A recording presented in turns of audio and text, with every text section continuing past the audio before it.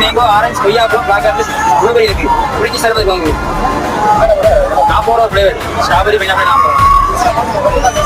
இது வந்து ப்ளூபெரி பெஸ்ட்டாக இருக்கும். எப்படியாவது கூட ஐஸ் போட்டு தருவோம். எந்த போட்டு என்ன பண்ணுவோம்? 40 ரூபா. ப்ளூபெரி ஜூஸ் ரொம்ப டேஸ்ட்டாக இருக்கு. நல்லா இருக்கு. வேற சொல்லி குடிச்சிருக்கோம். எப்பவுமே வந்தாலே சாப்பிடுவோம். நல்லா இருக்கு, டேஸ்ட்டாக இருக்கு.